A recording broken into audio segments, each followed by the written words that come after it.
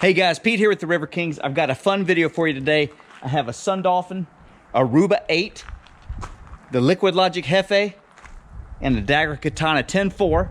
And over there in the background is a Sun Dolphin Aruba 12. So, what's the difference in all these boats?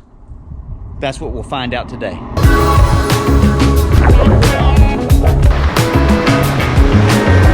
Oh, she's a little tipsy, boys.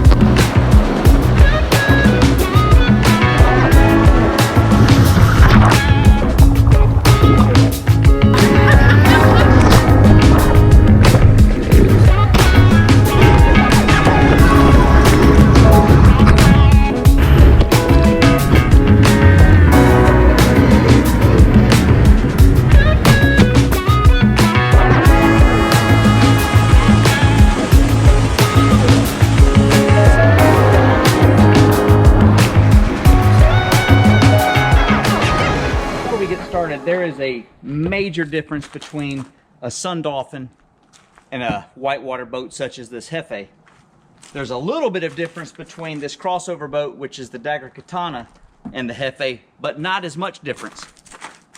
The Sun Dolphin is probably one of the most popular boats out there. A lot of people get into kayaking using these boats, and what you'll find is a lot of people love these boats or hate these boats. So what I want to do today is show you the differences in performance and design that makes these boats good or not so good for what you're trying to do. Oh yeah, the Sun Dolphin Aruba 8 SS. And this one's slightly modified. My friend Nick let me borrow it for the video. Double foam seat, that's nice. It's got the Sun Dolphin back band to kind of give you a little bit of back support, I guess. He added some deck bungees. It's got this little day hatch thing. Mostly good to collect mildew. But if you needed a place to put keys, don't think it's really waterproof, but you could put a little Ziploc bag or something in there and it would kind of hold it. But let me actually go over the parts of the boat that matter, and that's the design, that's the materials, and how this will function on the water. So one of the first things I look at when I look at a boat is what is the boat made of itself? And these boats are all plastic. So is there a difference? Big difference, and let me show you. If you come over to the cockpit coaming, which is this area here, and just grab the plastic with your hand, I can do this with 2 fingers, totally deform the shape of the kayak. As you see that, it'll go back, but that's all the rigidity that kayak has. Same thing up the top. You see there, the seat, you can pull the seat in. Look at that. That whole kayak is made from that same material and the same thickness of plastic. So why does that matter? This boat, to start with, is made from a cheaper, less rigid, less durable plastic. So in a longevity standpoint, as you drag over rocks with this boat, it's really going to take a toll on the plastic, more so than a higher quality plastic. That's just longevity of your boat itself. When you start getting to moving water, this cheap plastic can fold when it gets broached on a rock or up against a tree or something. The force of water acting on this plastic will fold this boat up really quickly, and the danger is if your legs are inside of that and then the boat folds around a rock, pinching your leg inside, thus trapping you. That's probably the biggest safety concern on these boats, is that it can fold up with you in it. The second thing that's an issue with the Sun Dolphin when you get into moving water is there's no way easily to create flotation. And what I mean by that is this back area here can fill up with water, the front area can fill up with water, and then you start sinking. In a whitewater boat, and I'll show you this in a minute, we have float bags we can put back there, and you could maybe get that going in here, but you fill that area up with a float bag. Thus, when you swamp your boat, only so much water can go in the boat, and the boat itself remains a lot more buoyant. And you can also do that in the front. That's another safety feature. A third feature that you want to look for in a boat is, does it have foot pegs? This one does not. This one also has no front flotation whatsoever. I'm not sure what the back's got because I can't see up into there, but my guess is that it does not have flotation. So when you sink this boat, it's going to actually want to sink. It's going to be very hard to recover. It's going to be very heavy, full of water, not very buoyant. Those are all bad in moving water, in any water really, but it really compounds things when you get into moving water. In addition to the foot pegs not being there, not only is that a comfort thing, but that allows you to lock into your boat and control the boat. And if you got nothing to control the boat and to lock in with, then you're kind of flopping. If you were to say piton something by stroking a rock or a bank or something real hard with the front, you're liable to just slide all the way up in there. And if you were doing, oh man, if you're doing a waterfall with it and you landed, you're gonna be wedged up in the front of that kayak. It's not gonna be a good time. It's not what it's designed for. Another feature this boat does not have is any kind of ways for your knees to be locked in here. In a whitewater boat, there's thigh braces. And some sit-on tops, there's, you know, straps that go around your thighs or your knees to allow you to lock yourself into the boat to really be able to drive that boat. So this has none of that. Another thing it doesn't have is a grab bar feature, somewhere to lock in and pull the boat out in case it does get pinned against a rock, trapped under the water. You could maybe trust that a little bit, but that's just some cheap rope and a little plastic, you know, T-handle. So if you go to start pulling on that really hard, it's definitely going to break and pop off. So a lot of negatives about this boat. What is the boat good for? Well, the boat is cheap, the boat is still fun, and as you see in the second part of the video, I took this on some class 3 water just to see what I could do, just to show you the difference, and it was fun, albeit much more difficult to paddle than a whitewater boat in moving water. But if you're going on a lake, if you got a little pond, if you got a very slow moving river that doesn't have any white water, no features like that, this would be a fun little boat. And in that case, it would not be a death trap, which is what a lot of whitewater boaters would call this boat. And sometimes they say it in an offensive way, but what they're trying to do is convey that this boat is terrible for whitewater. They just don't do that in a very effective way. So yes, you can still have fun with it in whitewater, but I would not recommend it for any whitewater over a class 1. And class 2, you're kind of, sooner or later, you're going to be pulling that boat up from the depths and it's going to be full of water and you're barely going to be able to do it. And hopefully you won't be in it when that happens. Class 3, it's just not going to happen well for you, and it's going to be a very long day or a very short day when you realize that you're kind of just got the wrong boat. The weight capacity is not very high. The storage capacity isn't very much, so you can't access this space behind the seat. So, you know, that's the only access you got. So while it does fill up nicely with water, you can't get gear back there. So yeah, unless you were to carve that out, make a hatch, just make a hole in it, which I guess you could do. This boat is best used for beginners or someone that just wants to have a couple cheap kayaks around at a pond or a lake they don't use often, they don't want a lot of money spent, and if something happens to it, you're not really upset. But it's definitely in no way a performance vessel. Important to note, I'm trying to point out the differences between this boat and a high-performance whitewater boat and how things can help and save your life.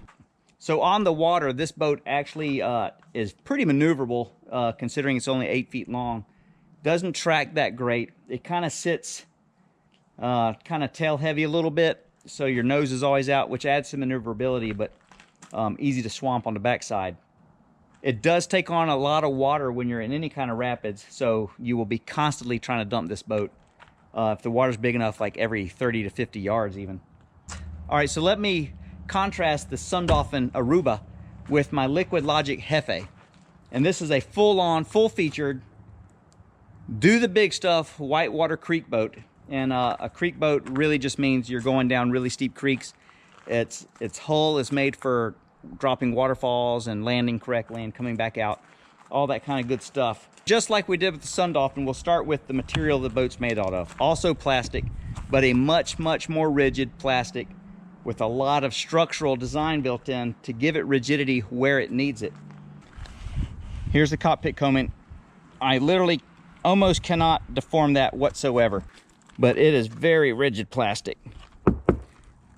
Another feature that's going to allow you to do is absorb shock. And you'll see later in the video, when I ran over rocks with the Sun Dolphin, the hull would kind of deform and grab and just kind of fold up on that rock.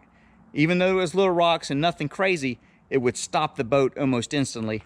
Where this boat keeps its shape, and that shape being round under there allows it to slide right off the rocks. And basically the design and the plastic itself of the boat mitigates a lot of the issues you have with the Sun Dolphin. This boat will not likely fold up on you, and it also has anti-crush pillars installed. So you see these plastic pillars that run up through there, front and back. That keeps the boat from collapsing in on itself and crushing with your feet in there. The pillar is also a step-out pillar. In case of an emergency, you can put your foot on that and climb out to safety. And I know a lot of you people watching never would ever intend to be in any kind of water where you're gonna need a step-out pillar. You're just probably not looking for that water. But if you start going into rapids with the Aruba, things can go south quickly, and a boat that's not gonna help you out will compound it significantly. These are grab bars, very strong. You really aren't going to pull that out. I've never heard of one getting pulled out. I'm sure you could arrange it somehow to pull that out, but under the normal forces, you're going to break something. Probably not going to be that. So in a pin situation, you could hook a carabiner to this, any one of these, and pull the boat right out. If you look at the outfitting, it's got some pretty nice outfitting, well padded, but under this pad is a very rigid seat pan, which is good for protecting your butt from sharp rocks that you may go over. The back band adjusts to get a very snug fit. You got hip pads. You can adjust all this, dial it in to suit your needs. Up front, you have a foot plate that goes wall to wall on the kayak, and your foot cannot get behind that, and your foot will not go through that. And that allows you to stay where you are in the boat. So also in front of that foot plate, you can add float bags to displace water. Now if I pull the seat forward, you can see my float bags are in there. And you basically put the bag in and then blow it up, and it takes the place of any water that could go in there. So the bags are completely filled, and very little water can occupy this space because the float bags are there. This is the Dagger Katana 10.4. It's labeled a crossover boat. And I just recently bought this boat because I want to do some pretty heavy whitewater / kayak camping. Something that my beloved pre-on Yukon expedition really wouldn't be the best choice for. More of a creaky, full-on whitewater kind of scenario. Very technical rapids, and that requires a shorter boat. My Jefe would normally be any kind of creaking choice. That would be what I would paddle. Something like that. Unfortunately, I can't get a lot of camping gear into that boat, not as much as I want, so I went with the Dagger Katana. It's close enough to a whitewater boat that I can get all the performance I need out of it to get safely down a river. With the back hatch and storage and access to the front, I can get enough camping gear in there to get down the river the way I need to. Just let me say, this is a lot closer to a whitewater boat than it is to the Aruba, and it is just eons better on the water. And you'll see that in a minute in the video. But as you can see, it has the full featured whitewater outfitting. It's got a bulkhead in there, sealed, which allows that back storage area to be a complete sealed off airtight system that allows you flotation, you know, if you sink. Got little places to lock things in. It's got your whitewater style outfitting. You can arrange this in any way you need to get set up. Got your thigh braces, the same style of seat back adjustment. It's got your pillar here so you can put a water bottle there. What I do right here is I put my Pelican box for the GoPros and their stuff. It fits in there just perfect. Water bottle there. And you got the foot plate again, just like on the Jefe. A little bit less rigid kind of construction. A little movement in there, but it's gonna do fine for what I need it to do. You have your safety grab bars, which is what you need in a pin situation. But then they've added these little bungees and things like that that make it nice to get down the river. Perhaps the biggest difference between the Katana and the Jefe is the addition of the skeg. And all I do is simply drop that, and I've got a skeg that'll allow me to track straight, which the whitewater boat will not ever, on any circumstances, track straight.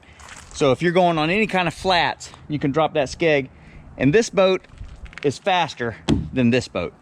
Another big benefit to the whitewater boat or the Dagger Katana is that these cockpit coamings actually receive a skirt, and you can wrap a skirt around there to keep all the water out, which you'll see in a minute.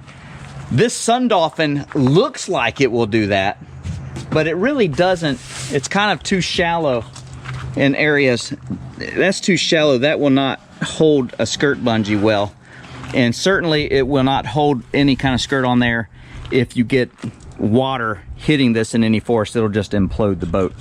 So as you can see, this real deep, real pronounced cockpit rim here will receive a skirt well, snaps into place, and makes your boat water dry. So that's something to consider as well. So this is the Dagger Katana 10.4. You could also look at Jackson Karma Unlimited, Liquid Logic Remix 10, the Wavesport Ethos 10. They all do pretty much the same thing and will give you all these features, but they'll also allow you to get safely down a river in comparison to this, which really this does not afford you safe transit on any kind of whitewater above Class 2. Low volume Class 2, you can have fun. When you're pushing up into the higher Class 2s, there's some Class 2 out there that's still pretty beefy, especially when you introduce volume of water, and you're kind of pushing it. Class 3, you're way out of your league, and enough talk about that. Let me show you on the water what I'm talking about. I go out to the Mayo River, which is Class 3, right there at the boiling hole and the S-turn, and I compare the Sun Dolphin Aruba and the Dagger Katana. Let's go see what it looks like. All right, I'm gonna take off with the Sun Dolphin Aruba 8 and see what I can do in it. So right off the bat, I needed to seal launch, and upon doing so, the cockpit instantly filled with water, and no way to stay in the boat, no way to keep the water out. You just basically have to swim. Rolling this boat would be impossible, and while you may be able to get back upright in some fashion, you're going to be 95% filled with water, so there's really going to be no point in it. On the second seal launch, I aimed up into the current, and while I did take on probably 20 gallons of water, I was able to remain upright, but immediately had to go back to the bank to dump the water out. So while seal launches are possible, they're completely ineffective. You're going to need to enter the boat while it's sitting in the water. And now moving on down the river, I'm coming up to the boiling hole, just kind of seeing what I could do here on the entrance. And the boat is somewhat maneuverable, but very unstable, and here in the big rapid, it's just basically all-out survival. You're just trying to keep up the best you can. This thing is not good, folks. Through with the boiling hole, I'm moving down now into the meat of the S-turn, and as you can see, it just grabs rocks, deforms kind of to the shape of the rock, and does not slide off very easily. So any kind of rock you're going to come across is going to be a hazard that's going to be difficult to go over, especially in comparison to a whitewater boat. Now as I come up here, edges are grabbing. I really don't know what to do with my paddle because the boat is just doing all kind of stuff with water inside. And by the time I get to the bottom here, while I am upright, I am completely swamped with water. And this would be the norm every 50 yards on any kind of whitewater river, just surviving and dumping the boat out. Although it is obvious, I did have some fun. I think we're done with the Sun Dolphin. All right, folks, I'm gonna do the same exact run I just did in the Sun Dolphin 8. Same exact place for the seal launch, everything the same. And I think you'll see a major difference with what I can do with the boat. Totally under control, hands-free seal launch. No issues. Of course, with the skirt, there is no water inside the boat. You can see the control coming through the boiling hole, and a different view, same run. The Katana stays on the surface, it stays in control, and is not subject to all the cross currents in the rapid. Now going into the S-turn, the lead-in rapids are easy. You basically go exactly where you want to go, and your boat stays on top of the water. You are in control and locked in the boat, and you can change your boat angle. Basically, as you can see, there's just no comparison for how the boat reacts to any kind of moving water, rapids, current, that sort of thing. In the Sun Dolphin, it was pure survival at all times. In the Katana here, I'm able to execute a line in total control and in a comfortable way where I don't feel tippy whatsoever, and I feel like I'm in control, basically because I am. And here you see Kyle from the Virginia Boys coming down the S-turn for the first time in a whitewater boat, and he does it very well. So as you can see, the Sun Dolphin is a major disadvantage when you're in any kind of current. This just makes everything super easy, super controlled, keeps you kind of where you need to be. Sun Dolphin, big thumbs down. These crossover boats, they're not quite as maneuverable as a whitewater boat, but it's a real close second and a much better option if you're looking to get into kayaking with any kind of current whatsoever. So now let's go try flare booth.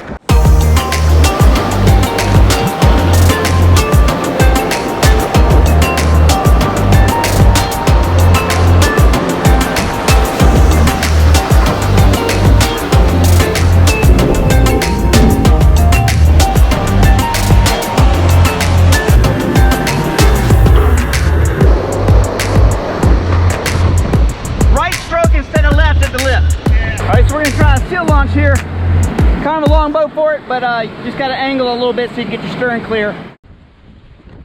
One of the advantages of these boats are the hip pads and thigh braces, which, as you can see, allow me to change the angle of the kayak as I come off the rock. Here I'm putting the Katana through some paces, including rolling in heavy current. All of these things are going to provide you with a safe experience. And here's Kyle on a flare booth. Did not quite drive across the ferry, but good job. You'll get it next time. Here, this is called the slot, where I go left at the S-turn, jump that little current, and then a boof over the hole through this little slot of rocks. A nice little creek move. Would not attempt that in a Sun Dolphin. And now I'm trying out Michael Hatcher's Diesel, which is a much lesser volume whitewater boat. And as you can see, it's much more responsive. It can really mix it up in the rapids, even more so than the Katana. Here we are in the slot with the Diesel, and as you can see, it doesn't have the volume to keep you on the surf and it subs out. Contrast that with the Villain by Jackson here. Super easy boof strokes and nice landing. That's the difference between a river runner and a creek boat, basically. Is it's made for the boofs and the drops and keeping you on the surface. And that was Kyle's second run down the S-turn, much better. And now I'm being attacked by a beautiful mermaid at the end of the run. I think I may take this one home with me. All right, now as you can tell, we had a lot of fun doing that. I won't say that I didn't have fun in this. Clearly, I had a lot of fun in the Aruba. But it wasn't a real good fun. It was more just kicks and giggles. What can I do with this thing? And it was going to be a long day on the river if I was out for a long stretch of paddle in that. But yes, I did have fun. I just can't recommend it for whitewater. As you saw in the video, the Dagger Katana did exponentially better.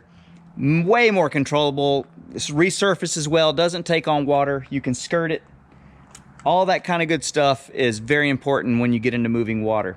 And as you saw with the Jackson Villain, which is a full-on whitewater boat, I borrowed Michael's there and gave that a run. As soon as you get into that 8-foot-ish kind of full-on whitewater creek boat, the sky's the limit for what you can do. 100% in control, very maneuverable. It's just made for that element.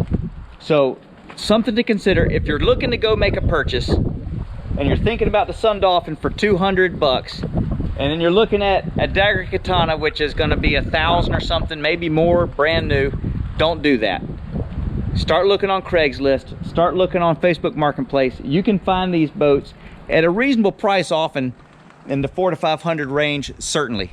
So my advice to you, save up a little money and get a Dagger Katana. Get something like this in the crossover range if you're looking to expand into whitewater and that's something you know you're going to do. If you're going to be on still lakes and ponds, nothing where you're out of sight of shore or, you know, even way out in the middle of the lake requiring a rescue. But if you're kind of in shallow water, if you're kind of near shores, if you're on lazy rivers, you can have a lot of fun in a Sun Dolphin. You can. And in those situations, they're not a death trap. But I just wanted to show you the difference between a Sun Dolphin or any of the big box stores like a Pelican. All those, they're virtually all the same. What's the difference between that and one of these boats everyone else is talking about? Now you know. I'm Pete with the River Kings. Thanks for watching. Also give Gatewood Brown's video a look and see what he and his brother have been able to do in Sun Dolphin 8s over the years. Recently moving up to better boats and equipment all across the board. He gives an honest review and pays homage to the first boats that got him started in kayaking and kayak camping. And special props to Bennett for making it down all those rivers with that little boat and all that gear. Here's to you, Bennett. If you're gonna be a bear, be a grizzly.